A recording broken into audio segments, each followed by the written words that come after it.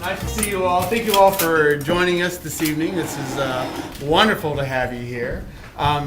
This evening is one of the it's the first dinner series of the year. We're having 12 of these this year. They're all sort of lying back and sort of strengthening and fortifying the IDEA project, which is our annual conference. And this is an effort to build a sustainable community. This is Meg from Sustainable, Large Marsh Sustainable. What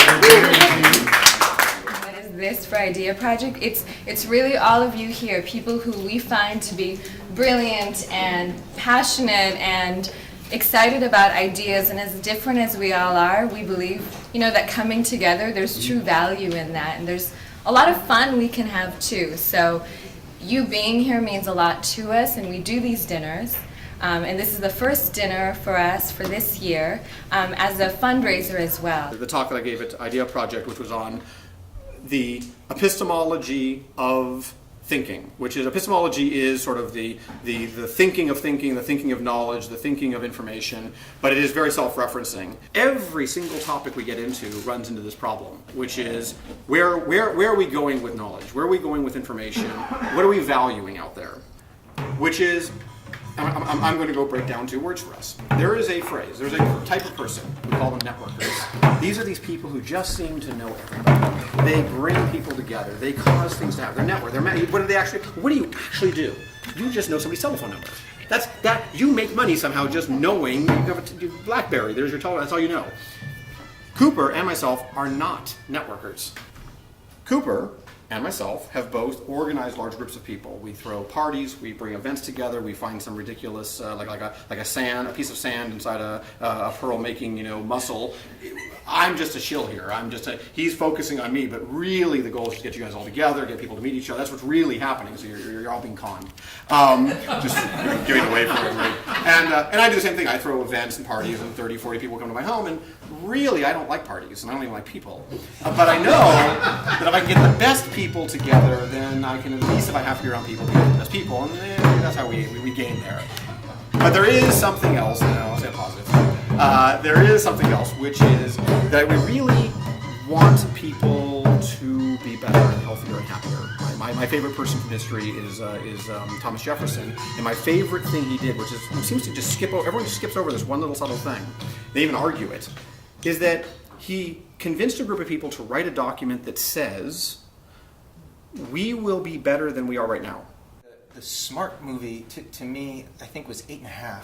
Always think about in that movie is how happy-making the movie is, because his life is a mess and everything is completely chaotic, and it's all right. It's sort of this big carnival of disasters that just sort of turn into what life is, and so that's a very smart movie to me, and always makes me feel good. So 8.5, I guess. For Clever, I really like the ending of the remake of the Thomas Crown Affair, where he's got everybody in the museum after him, and all the cops are there, and he riffs on the Magritte painting of the man with the bowler hat. And has all of these, people dressed like that come in, and they, under the nose of the security people, he just pulls off this scam and this escape. And I think Smart in the movie is exemplified well in the Shawshank Redemption, and the scene where he puts opera on, and it goes out over the whole prison yard and stops everyone in their tracks. Brilliant.